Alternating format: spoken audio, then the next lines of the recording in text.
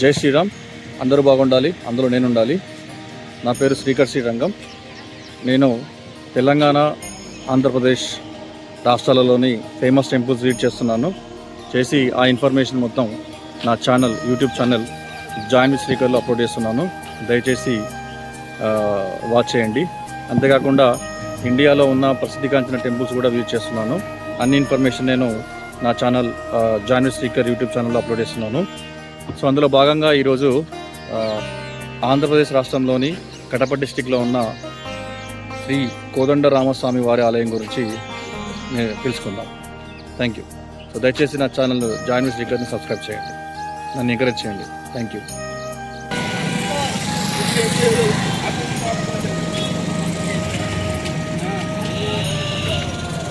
కడప నుంచి తిరుపతి వెళ్ళే దారిలో టెంపుల్ ఉంటుంది. రోడ్డుకి, హైవేకి పక్కనే ఉంటుంది టెంపుల్.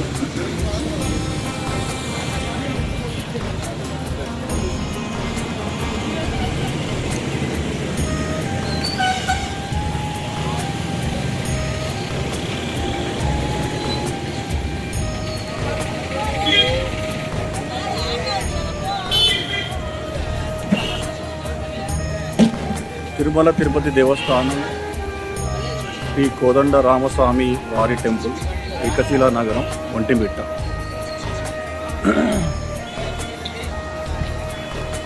దర్శనానికి టెంపుల్కి రైట్ సైడ్ నుంచి వే ఉంటుంది. ఈ వే నుంచి మనం దర్శనం చేసుకోవాలి.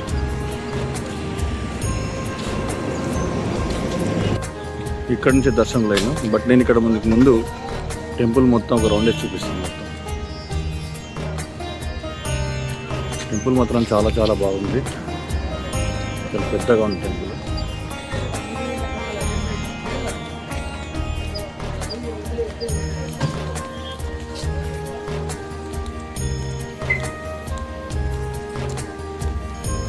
శ్రీరామనవమికి రెడీ చేస్తున్నారు టెంపుల్ని. పెద్ద పెద్ద గోపురాలు.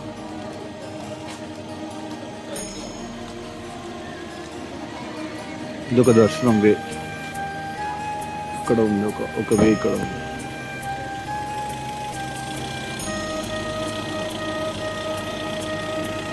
ఒక ద్వారం అక్కడ ఉంది.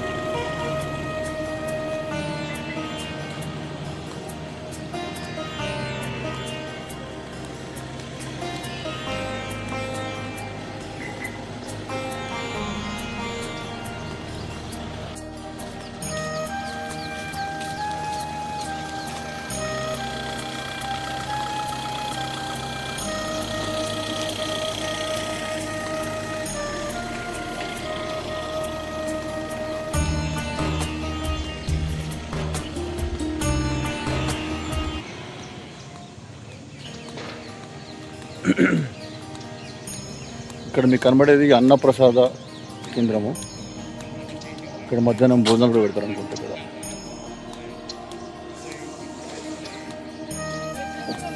ఇక్కడ చాలా పెద్దగా ఉంది గోపురం.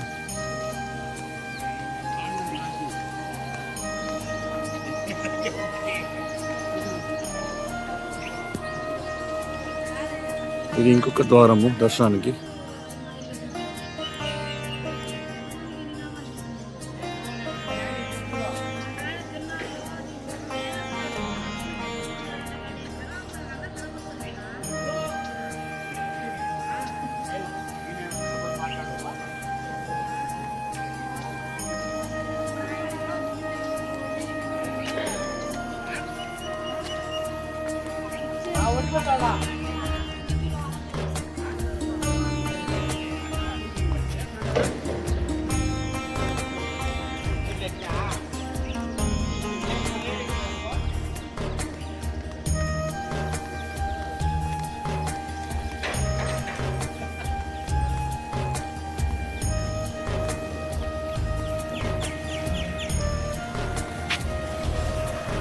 ఈ రైట్ సైడ్ వెళ్తే స్వామివారి పుష్కరిణికి పోదారి. ఇక్కడ పుష్కరిణి కూడా ఉంది.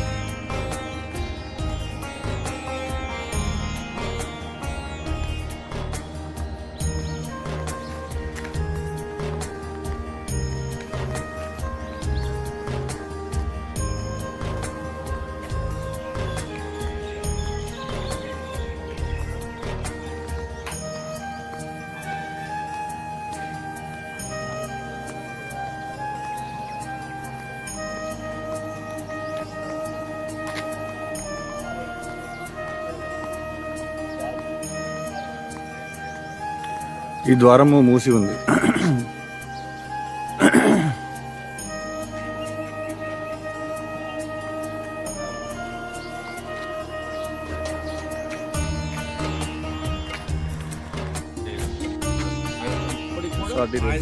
రూమ్స్ బాగానే ఉన్నాయి. ప్రథమ పూజిత ఆయనకి మాల ఓబలకి దర్శించుకొని పోవాలి. ఇప్పటికీ ఆంజనేయ లోపల ఉన్నాడు. ఎందుకు ఉన్నాడంటే కారణం జాము ప్రతిష్ట. రామస్వామి నుండి రాముడు చెప్పండి. జై శ్రీరామ్, జై శ్రీరామ్, జై హనుమాన్.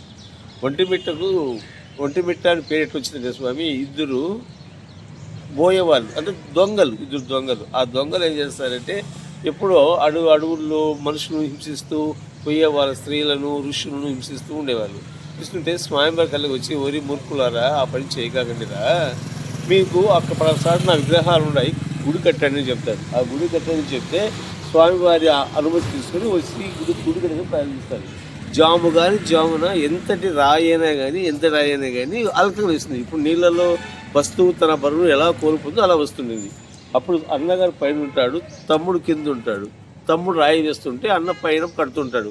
ఆ పక్క ఒక వీధి ఉంది, భోగం వీధి అని. అక్కడి నుంచి ఒక అందమైన స్త్రీ కాళ్ళు గజ్జి కట్టుకొని అట్లా గల్ వస్తుంది. కింద ఉన్న తమ్ముడు దాన్ని చూసి అబ్బా ఎంత అందగత్త ఎలా ఉంది అంటారు. ఆ దృష్టి అట్లా పోతుంది కాబట్టి ఆ రాయి పైకి పోదు. అందుకు ఈ గోపురం చిన్నగా ఉంటుంది, ఆ గోపురం పెద్దగా ఉంటుంది.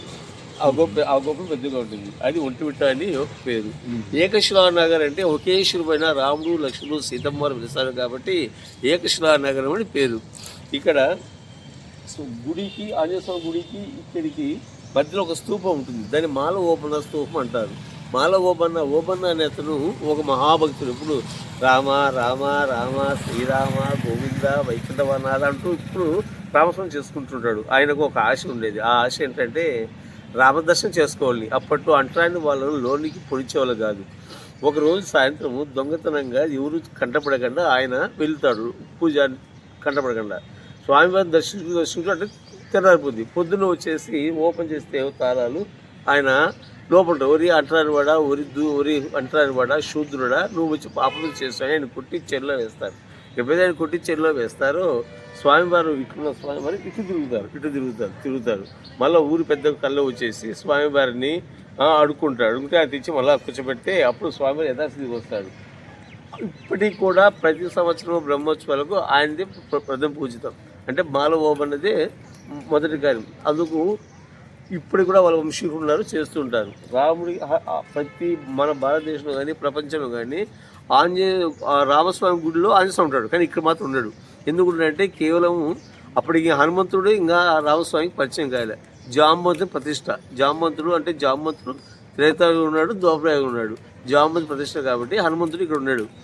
జాంబవంతుడు ఇక్కడ తప చేసుకుంటే రాముడు లక్ష్మణుడు సీతమ్మ వారు ఎట్లా వెళ్తుంటే స్వామి ఇక్కడ రాక్షస పడి ఎక్కువ ఉంది, దయవించి మీరు ఇక్కడ అంటారు. లేదు ఆయన ఉండలేనని ఆయన ప్రతిమిస్తాడు. ఆయన ప్రతిమిస్తే అప్పుడు ఆ స్వామి వారి విగ్రహాలు ప్రతిస్తే అప్పటి నుంచి అంచెలు కంటే శ్రీకృష్ణ కాలంలో కొంత బొక్కల కాలంలో కొంత అట్లా అంచెలుగా గుడి కడతారు.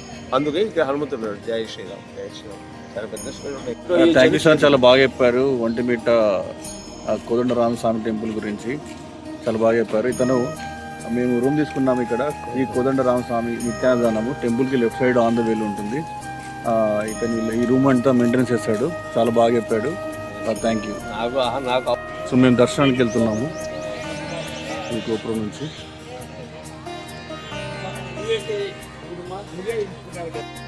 ఈ టెంపుల్కి మరొక పేరు ఉంది, ఒంటిమిట్ట ఏకశిలా రామాలయం అని. అంటే ఇందాక చెప్పినట్టు ఇద్దరు బోయేవాళ్ళు ఒంటుడు మింటుడు ఇద్దరు ఏకశిల మీద రామవారిని లక్ష్మణవారిని సీతమ్మ వారిని చెక్కారు. అందుకనే ఏకశిల నగరం అని అంటారు.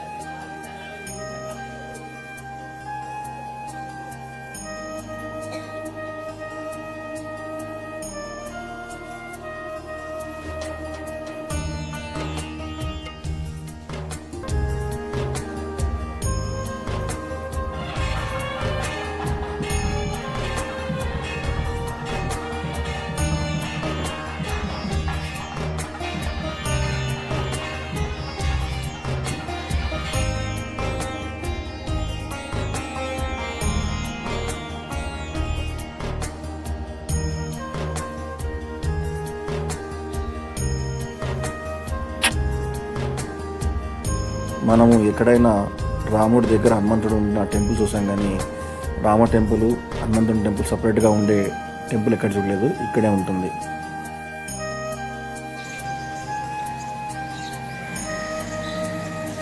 ఆంజనేయ స్వామి.